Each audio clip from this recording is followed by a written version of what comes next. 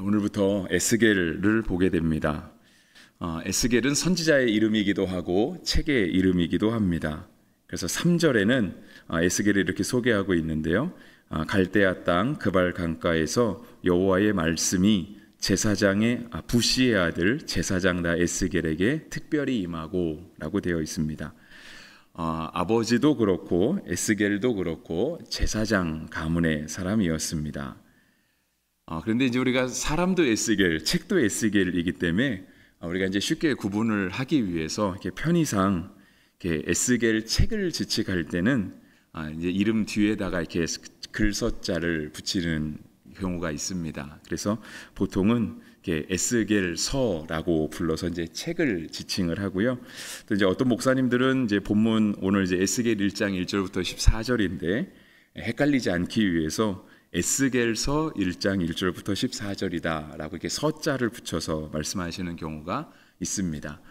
근데 이제 아주 정확하게 말하면 에스겔서라고 하는 책은 성경에는 없고요. 에스겔이라고 하는 책이 있을 뿐입니다. 이제 편의상 붙인 거죠. 근데 이제 편의상 붙이는 게 좋기는 합니다. 왜냐하면 본문에 계속 에스겔이 등장하기 때문에 사람의 이름이냐 책의 이름이냐 이제 헷갈릴 수 있거든요. 거의 100% 사람의 이름이기 때문에 그냥 사람을 할 때는 이름 그대로, 책을 부를 때는 끝에다가 글서자를 붙여서 에스겔이라고 부릅니다. 그런 것들이 에스겔만 있는 것이 아니고요. 이제 구약 성경 뒷부분에 나오는 예언서들은 다 그렇게 나옵니다. 에스겔 앞에 있는 예레미야도 이렇게 예레미야서라고 부르고 또 예언자는 예레미야. 에스겔 다음에 나오는 다니엘도 선지자를 부를 때는 다니엘, 책을 부를 때는 다니엘서 이렇게 부르는 경우가 많이 있습니다. 오늘 에스겔 이제 1장 1절을 보게 되는데요. 에스겔 1장 1절은 에스겔서의 그 시대적 배경을 말해주고 있습니다. 또 선지자 에스겔이 어떤 시대에 살았는가라고 하는 것도 우리에게 알려주고 있는데요. 1장 1절에 30째 해 넷째 달 초닷새 내가 그발 강가 사로잡힌 자 중에 있을 때에 라고 되어 있습니다. 여기서 나타난 30째 해는 에스겔의 나이일 것입니다. 거의 학자들이 대동소이하게 에스겔이 30살이 되었다라고 이렇게 30째 해를 보고 있고요. 그가 30살이 되고 4달이 더 지나고 5째 날이 되었을 때라고 하면서 그가 살고 있던 시간적 배경을 얘기해주고 있고요. 장소는 그랄 강가 사로잡힌 자 중에 있었다라고 되어 있습니다. 그런데 이제 에스겔이 제사장이었잖아요. 이제 그의 아버지도 제사장이었고요. 그래서 아마 그가 서 있던 이 그발 강가는 이스라엘 백성들이 포로로 잡혀갔음에도 불구하고 포로로 잡혀간 그 현지에서 하나님을 예배하던 장소였을 것이다 라고 생각을 합니다. 이제 어느 곳에 있든지 고난 당하는 그리스도인들이 고난을 당했다라고 해서 예배를 포기하는 경우는 제가 볼 때 기독교 역사상 별로 없었던 것 같습니다. 물론 아예 믿음을 접어버린 사람들도 있기는 하지만 아무리 어려운 상황에 놓였다 할지라도 그리스도인들은 늘 어디서든 예배하는 자리, 하나님 앞에 나아가는 자리를 많이 만들어내곤 했죠. 지금도 있습니다. 다만 우리나라에 있지 않을 뿐이지 가까운 북한이나 중국이나 그런 통제국가에 살아가는 사람들은 여전히 신앙적인 박해를 받으며 그 가정 안에서 또 지하교회 안에서 하나님을 예배하는 예배의 처소를 지켜가고 있습니다. 에스겔서에 나타난 그발 강가는 아마 그러한 장소였을 것이다 라고 사람들은 생각하고 있습니다. 근데 그가 그렇게 살아가던 30째 해 넷째 달 5째 날은요 2절에 보시면은요 여호야긴 왕이 사로잡힌 지 5년 그달 초닷새라 라고 했습니다. 우리가 이제 이스라엘 역사에 대해서 꼭 알아야 되는 것은 아니지만 또 목사도 잘 알고 있는 것은 아니지만 이렇게 성경을 공부하면서 또 설교를 준비하면서 유다 역사, 이스라엘 역사의 마지막 시기를 잠깐 말씀드리면 2절에 등장하는 여호야긴 왕은 남유다 왕국, 그러니까 이스라엘의 마지막 나라였던 남유다 왕국이 멸망하기 전 끝에서 두 번째 왕이었습니다. 다윗의 후손이었고요. 다윗 왕부터 따지면 21번째 왕이었고요. 다윗 왕 전에 이스라엘의 왕이 있었죠, 그죠? 사울이라고 불리는 왕이 있었습니다. 그래서 이제 사울부터 따지면 22번째 왕이었습니다. 그는 왕으로 등극하고 나서 총 3달을 이스라엘을 통치를 했습니다. 그가 그렇게 3달밖에 통치할 수 없었던 이유는 이제 열왕기 하에 구체적으로 기록되어 있는데, 이스라엘 나라는 마치 우리나라와 조금은 국제적인 정세가 비슷했습니다. 물론 지금도 그런 것 같고요. 왜냐하면 지리적인 여건은 변하지 않으니까. 우리나라도 그런 것처럼 북쪽과 남쪽에 굉장히 큰 강대국들이 자리를 잡고 있었습니다. 마치 우리로 따지면은 이렇게 서구 세력과 우리나라의 북쪽에 있는 세력들이 있잖아요. 뭐 우리가 이제 동서 냉전 시대를 겪고 있지는 않지만 냉전 시대가 끝났음에도 우리는 여전히 서구 세력의 영향을 받고 있고, 또 이제 북쪽에 자리 잡은 사람들의 어떤 그런 영향력들을 우리가 받고 있죠. 그러니까 이스라엘 나라도 여전히 그랬습니다. 북쪽에는 바벨론이라고 하는 굉장히 강대한 나라가 있었고요. 남쪽에는 애굽이라고 불리는 이집트가 굉장히 강대한 나라를 이루고 있었습니다. 그래서 이제 어느 나라 힘이 더 세냐에 따라서 이스라엘이 눈치를 보고 살아야 했습니다. 왜냐하면 사이에 낀 약소 국가였기 때문에 어느 쪽에 붙어야 할지를 아주 면밀하게 살피고 재빠르게 행동을 해야 하는 그런 국제 정세가 이스라엘에게 있었던 거죠. 여호야긴 왕은 총 3달을 통치를 했는데요. 그의 아버지 여호야김이라고 불리는 왕이 있었습니다. 그 왕은 자신의 뜻에 따라 왕위에 오르게 된 것은 아니었고요. 그의 아버지 여호아스가 이제 바벨론의 나라가 이렇게 너무 크게 힘을 불려오고 있으니까 애굽을 섬기다가 바벨론 쪽으로 정책을 바꿨습니다. 그러니까 친바벨론 정책을 펴게 되는 것이죠. 근데 사실상은 그때까지만 해도 애굽이 조금 더 힘이 셌습니다. 그러니까 이제 애굽이 힘을 발휘해서 이스라엘을 쳐들어옵니다. 그래서 그런 애굽의 그런 뭐 이렇게 확장 가운데 이스라엘 나라의 한 왕이 애굽과 싸우다가 죽음을 맞이하게 됩니다. 그러니까 전사하게 되죠. 그 왕이 요시야 왕입니다. 우리가 알고 있는 성전 개혁을 일으켰던 요시야 왕. 그래서 이제 요시야가 죽고 나서 여호아스가 왕이 되는데요. 애굽이 힘이 세니까 실은 여호아스가 애굽 편에 붙어 있으면 그나마 나라를 조금 유지할 수 있었겠지만 실은 아버지가 죽었잖아요. 그리고 이제 자꾸 애굽이 힘을 세우니까 저 북쪽에 있는 바벨론도 힘을 키우고 있었고요. 그러니까 이제 친바벨론 정책을 핀 거예요. 그러니까 이제 애굽이 와서 여호아스를 잡아가게 되고요. 여호아스는 애굽 땅에서 죽습니다. 그리고 이제 그 아들 여호야김이라고 하는 아들이 왕이 되는데, 그 역시 이제 애굽을 섬기다가 어느 쪽에 붙어야 할까 이 눈치를 보고 있는 거죠. 근데 이제 친바벨론 정책을 필 거냐, 친애굽 정책을 펼 거냐, 이 사이에서요 여호야김 왕이 친바벨론 정책을 피면 좋았을 텐데, 왜냐면 애굽이 힘이 세잖아요. 그러니까 이제 애굽 쪽에 가서 붙은 거예요. 왜냐면 자기 아버지도 애굽에 잡혀가서 죽었으니까. 근데 이제 이때만 해도 애굽이 이제 약해지기 시작했으니까, 그러니까 애굽의 마지막 강력한 힘이었고요. 결국은 이제 바벨론이 더 큰 힘을 가지고 일어납니다. 그러니까 결국은 바벨론이 이스라엘을 쳐들어와요. 근데 쳐들어왔더니 이스라엘 사람들이 여전히 애굽을 섬기고 있는 거예요. 왜냐하면 아버지도 잡아가고 요시야도 죽고 했으니까 바벨론이 가만 놔둘 리가 없죠. 그래서 이제 여호야김도 잡아가고 거서 죽임을 당합니다. 그리고 여호야긴 왕은 아버지도 아주 짧은 시절 통치하고 돌아가고, 자기도 친바벨론 정책을 폈다 하다가, 왜냐하면 이스라엘 나라는 자기네들은 가만히 있는데 애굽이 쳐들어와서 우리 할아버지를 죽이고 아버지를 죽이고, 바벨론이 쳐들어와서 우리 아버지를 죽이고 하니까 이걸 어떻게 할까 하다가 바벨론에 배반을 하거든요.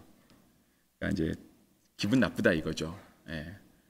그래서 바벨론을 배반해서 결국은 3달 만에 바벨론 다시 이스라엘을 침공합니다. 그래서 이제 여호야긴 왕이 잡혀가게 돼요. 그래서 여호야긴 왕은 끝까지 바벨론에 이제 삽니다. 그 대신 이제 열왕기하 끝부분에 보게 되면은요, 나중에 이제 바벨론의 사람들이 자신들이 잡아간 이 여호야긴 왕을 다시 잘해줍니다. 그러니까 왕의 주의를 다시 한번 회복해줄 정도로 하기는 하지만 그렇다고 여호야긴 왕이 다시 돌아와서 나라를 세우는 그런 건 아니었고요.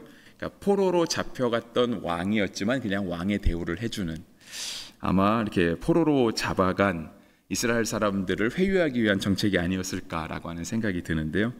이 여호야긴 왕이 잡혀갈 때 수많은 사람들이 잡혀갔습니다. 그때 에스겔도 잡혀갔다라고 보고 있는 거예요. 그러니까 많은 유다의 똑똑한 사람들, 그러니까 바벨론이 침공해서 한 나라를 정복을 했는데 침략자니까 뭐 이렇게 전리품을 취할 수 있는 권리가 있잖아요. 근데 단지 전리품을 취한다라고 하는 것은요, 그냥 금이나 은이나 비싼 그런 재물만 가져가는 게 아니라 가장 좋은 건 사람을 잡아가는 거예요. 그래서 우리나라도 일제 침략을 당할 때 많은 지식인들이 일본에 잡혀가게 되는 거고요. 6.25 전쟁이 있을 때도 북한 세력들이 남한에 있는 많은 지식인들을 잡아가잖아요. 역사적으로 봐도 우리도 뭐 이렇게 저쪽 북쪽의 침입을 받으면 많은 조공을 들을 때 반드시 사람이 조공으로 들어가게 되는 거죠. 그렇게 잡혀간 사람이 에스겔이었습니다. 그래서 에스겔은 사실상 말하면 그가 포로로 잡혀왔을 때도 그렇고 그가 이스라엘 사회에 살아갈 때도 그렇고 그 나라의 왕국의 힘이 너무 없었어요. 맨날 옆 나라가 와서 우리나라 왕을 죽이고 포로로 잡아가는, 그러니까 별로 희망이 없었던 시대를 살아갔던 거죠. 그리고 결국은 자기도 포로로 잡혀와 있는 상황이 되는 거예요. 그리고 나서 그가 30살이 되었다라고 1절은 말씀하고 있어요. 그러니까 이제 그가 성인이 되고요. 그가 제사장으로서 하나님 앞에 그 사명을 감당할 시간이 된 거예요. 나는 제사장 집안의 사람이거든요. 우리가 만약에 나라가 망하지 않고 이스라엘 땅에 있었다라고 한다면 이 에스겔은 분명 하나님의 성전에 들어가서 하나님을 예배하는, 이스라엘 백성들을 인도하며 하나님과 이스라엘 백성 사이의 중재자의 역할을 그가 할 수 있을 건데요. 지금은 포로로 잡혀와 있는 거예요. 그리고 성전이 다 무너지죠. 그러니까 그가 할 수 있는 거가 하나도 없었던 거예요. 그래서 1절과 2절에 기록된 말씀, 이 말씀은 사실상 에스겔이 지금 어떠한 형편에 처하고 있는가, 에스겔뿐 아니라 이스라엘 나라가 어떠한 형편에 처하고 있는가를 우리 가운데 보여주고 있는 겁니다. 그런데 늘 희망은 하나님께 있습니다. 소망은 하나님께 있거든요. 왜냐하면 하나님이 말씀하세요. 3절, 갈대아 땅 그발강가에서 여호와의 말씀이 부시의 아들 제사장 다 에스겔에게 특별히 임하고 여호와의 권능이 내 위에 있으니라. 그러니까 하나님이 벌써 그 이스라엘 나라를 망하게 하시고, 물론 완전히 망하려면 한 4년 정도는 더 시간이 지나야 됩니다. 왜냐하면 여호야긴 왕이 잡혀갔을 때요, 바벨론이 친바벨론 정책을 펼 수 있는 꼭두각시 왕을 하나 세워놓거든요. 그가 이스라엘의 마지막 왕 시드기야고요. 그는 9년을 통치하다가 결국은 또 바벨론을 배반을 합니다. 그래서 이제 결국은 또 바벨론의 침공으로 죽임을 당하게 되는데, 그러니까 이제 잡힌 지 5년이 됐다고 했으니까 한 4년 정도 후면 이스라엘 나라가 이제 완전히 망하게 되는 그런 상황을 맞이하게 될 텐데요. 이들이 포로로 잡혀와 있을 때 내가 이제 하나님 앞에 정말 무언가를 할 수 있는 때가 되었는데 실은 포로로 잡혀와서 아무것도 할 수 없는, 그는 성전에 서 있어야 되는데 그냥 강가에 서 있어야 하는 그러한 상황 가운데요, 하나님의 말씀이 에스겔에게 특별히 임했다고 성경은 말씀하고 있어요. 하나님이 에스겔과 함께 하시는 거죠. 우리가 생각할 땐 나라도 망하고 성전도 없고 제사장도 다 잡혀왔고 하나님이 여기를 가운데 일하실 수 있을까? 근데 하나님이 일하시더라고 하는 거예요. 하나님이 특별하게 임했다. 여호와의 권능이 에스겔 위에 있었다라고 성경은 이야기하고 봅니다. 하나님은 제한받지 않으시죠. 하나님은 어떠한 상황에도 하나님은 제한받지 않으십니다.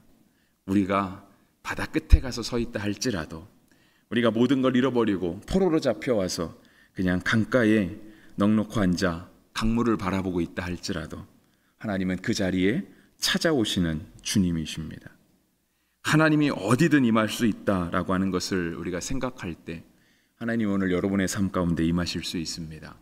여러분의 가정 가운데 임하시고 여러분의 직장, 일터, 우리 자녀들에게는 공부하는 학교, 학원 어느 곳에도 하나님은 임재하실 수 있으십니다. 우리가 그거를 기도하면서 구하는 거예요.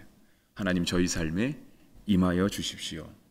우리의 삶이 포로와 같다 할지라도 우리가 강가에서 넉넉히 앉아있는 삶과 같다 할지라도 하나님 저희 삶 가운데 임하여 주십시오라고 기도하는 거예요. 그리고 주님이 어디든 제한받지 않고 임하신다라고 하는 사실을 알 때 정말 주님께서 우리의 삶에 임하신다면 하나님 우리로 하여금 하나님 앞에 부끄럽지 않게 서게 해주십시오. 우리가 어두운 곳에 숨어 있다고 해서 하나님이 우리를 못 보시는 것도 아니고 우리 믿음 다 떨어지고 우리는 신앙의 열정을 다 잊어버리고 마치 하나님 없이 살아가는 것 같은 그러한 삶의 자리라 할지라도 하나님이 찾아오실 수 있거든요. 그렇게 하나님이 찾아오실 때 하나님 정말 우리가 믿음을 다 잃어버린 사람, 정말 하나님을 안다고는 하지만 하나님을 알지 못하는 사람처럼 살아가는 그런 부끄러운 모습은 아니게 해달라고 우리가 늘 기도하며 깨어 있어야 하는 것입니다. 이제 4절에 보시면은요, 굉장히 어려운 말씀이 나옵니다. 4절부터 14절. 에스겔은 굉장히 어려운 말씀들을 많이 담고 있습니다. 그래서 이제 에스겔에 나타난 이러한 환상들, 하나님의 상징들, 이제 이런 것들을 어떤 분들은 이제 묵시다라고 이렇게 이야기도 하는데요. 좀 특별하기 때문에, 그러니까 이제 하나님께서 우리에게 주시는 어떤 계시의 말씀들이 있습니다. 그것은 뭐냐면 이제 요한계시록이라기보다는요, 이 계시라는 말 자체가 그냥 일반적인 단어잖아요. 하나님께서 하나님을 우리 가운데 보여주시는 거예요. 우리가 하나님을 볼 수 있을까요? 우리가 굉장히 성경 공부를 많이 하고 신학 박사가 되고 똑똑해지면 우리가 하나님을 우리 스스로의 힘으로 볼 수 있을까라고 하는 거예요. 근데 사람은 그렇죠, 하나님을 볼 수 있는 그런 영적인 눈이 없죠. 우리가 하나님을 찾아가서 하나님을 만난 게 아니라 하나님이 그발강가에 찾아오셔서 우리가 하나님을 만나게 되는 거거든요. 그래서 우리가 계시의 말씀이라고 하는 것은 바로 그런 의미가 있는 거예요. 우리는 하나님이 자기를 우리 가운데 보여주신 만큼만 우리는 하나님을 알아요. 그것이 우리가 가지고 있는 믿음과 신학이거든요. 우리는 어디 가서 내가 하나님을 다 압니다. 아직 하나님을 잘 모르는 모양인데 내가 하나님을 당신에게 소개시켜 주겠습니다. 엄격하게 말하면 틀린 겁니다. 그게 아니라 우리는 하나님이 자신이 드러내신 만큼, 보여주신 만큼만 알아요. 우리가 하나님을 모르는 사람, 예수님 모르는 사람에게 계속 전도하잖아요. 내 안에 있는 그리스도, 내가 먼저 만난 예수님을 소개시켜 주잖아요. 근데 내가 말을 잘하면 그 사람이 예수를 믿던가요? 내가 아무리 은혜 받은 막 놀라운 간증들 있잖아요. 막 영적인 경험들, 그런 거 가서 얘기하면 사람들이 그런 일이 있었냐고 나도 예수 믿겠다고 그렇게 하던가요? 그렇지는 않죠. 그러니까 우리를 통해서 예수님이 드러나는 거예요. 우리를 통해서 예수님이 보여주시는 만큼 전달이 되는 거죠. 이제 그런 말씀 중에 하나가 이제 에스겔이에요. 에스겔은 이제 48장까지 있는데 그런 상징적인 말씀들이 되게 많아요. 그래서 아마 새벽 설교하시는 목사님들이 굉장히 곤란하실 거고요. 저도 마찬가지입니다. 알 수가 없거든요. 여러분 인터넷에 찾아보시면 에스겔 1장에 나오니 하나님의 임재의 상징 있잖아요. 뭐 내 생물이 나타나고 그의 얼굴은 뭐 하나는 사자 같고 소 같고 뭐 독수리 같고 이런 모습들이 있잖아요.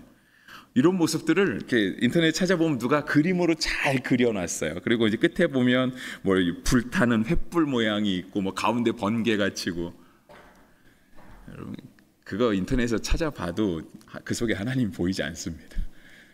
그려놔도 그게 제대로 그렸다라고 말할 수도 없고요. 잘 그렸다고 해도 그 모습 보고 하나님 발견하기는 어렵습니다. 실제로 4절부터 기록된 14절의 말씀은 잘 우리가 알 수 없어요. 그거는 사람의 지혜로 하나님을 알 수 없기 때문에 그렇습니다. 물론 상징적으로 막 이것들을 풀어내시는 목사님이 있어요. 뭐 사람의 얼굴을 하고 있는 이유는 이러한 이유가 있어서 하나님이 사람의 얼굴로 나타나신 거다. 하나님이 독수리의 얼굴로 나타나신 것은 이러이러한 이유가 있어서 하나님이 독수리의 모습으로 나타나신 거다. 이렇게 열심히 설교하시는 분들이 있거든요. 제가 그분들의 설교가 잘못됐다라고 말하는 게 아니고요. 그렇게 해봐야 우리가 하나님을 제대로 알 수 없다라는 거예요. 하나님이 독수리의 얼굴로 나타났었다고 해서 우리가 동물원에 가서 독수리를 본다고 해서 하나님이 보이는 건 아니거든요. 그러니까 늘 하나님께 기도하는 거죠. 하나님, 저희 삶에 하나님을 볼 수 있는, 에스겔에게 하나님의 말씀이 특별히 임했다라고 말하잖아요. 하나님, 저희로 하여금 하나님을 알 수 있는, 하나님을 인지할 수 있고 깨달을 수 있는 지혜를 달라고 그렇게 기도해야 되고요. 우리가 4절에서 하나 살펴볼 수 있는 건 그거예요. 내가 보니 북쪽에서 폭풍과 큰 구름이 오는데 라고 되어 있죠. 그죠? 이스라엘 나라에서 볼 때 북쪽은 바벨론입니다. 그러니까 하나님께서 바벨론이라고 하는 나라를 사용하셔서 이스라엘을 통치하시는 거예요. 물론 나라를 망하게 하시죠. 다 포로로 잡혀가게 하세요. 그런데 성경은 뭘 보여주고 있냐면 그 일을 한 사람이 누군 줄 아느냐? 그게 바로 하나님이라고 하는 거예요. 비록 하나님의 택하신 백성 이스라엘이 나라를 망하고 포로로 다 잡혀가게 되고 강대국이 일어나서 왜 하나님 우리는 강대국이 아닐까요? 우린 하나님의 택하신 백성인데 왜 우리가 강대국이 아니고 저들이 강대국일까요? 라고 할 때 이러한 역사를 누가 주관하는지 아느냐라고 할 때 하나님이 역사를 주관하신다라고 하는 것을 보여주고 있는 거예요. 그래서 우리로 하여금 그 하나님을 신뢰하라. 하나님이 오늘도 역사의 주관자로서 하나님의 일들을 이루어 가시는 거예요. 네, 그 일은 하나님이 우리를 괴롭게 하기 위해서, 하나님이 우리를 나라를 잃고 식민지가 되고 포로가 되기 위해서 그렇게 하시기 위한 것이 아니라 이스라엘 백성을 다시금 하나님의 백성으로, 거룩하고 정결한 하나님의 백성으로 회복하시기 위해서 하나님이 벌려가시는 역사라고 하는 거죠. 여러분, 우리의 삶도 마찬가지예요. 우리의 삶도. 우리가 우리의 삶에 임하신 하나님을 다 알 수 있을까요? 아니, 아마 모르실 거예요. 왜 하나님이 나를 이렇게 하시지? 아무리 기도해도 잘 모를 때 있습니다. 그런데 우리는 믿음으로 고백하는 거예요. 잘 몰라도 하나님이 우리의 삶을 주관하십니다. 하나님이 우리의 삶을 주관하시면 하나님의 인도하심은 완벽합니다. 우리가 그 가운데 하나님의 일들을 보게 될 것입니다. 하나님은 특별히 우리 가운데 임하셔서 우리에게 말씀하실 것입니다. 우리가 하나님을 향한 그런 완전한 신뢰, 하나님의 이루실 일들을 볼 수 있습니다. 그래서 오늘 여러분의 삶 가운데 이스라엘의 백성에게 비교하면 이스라엘 백성 침략당하고 포로로 잡혀가고 그 가운데 하나님의 역사가 드러난 것처럼 오늘 우리의 삶 가운데도 우리가 의도하지 않은 그런 일들이 일어나고 잘 이해되지 못한 하나님이 우리 가운데 계시다 할지라도 하나님을 신뢰하며, 하나님 역사의 주관자시니까, 하나님 우리의 삶을 인도하시는 하나님이시니까 그 하나님께 우리의 인생을 내어 맡기며 온전히 믿음으로 살아가게 되는 은혜가 있기를 주의 이름으로 축복합니다.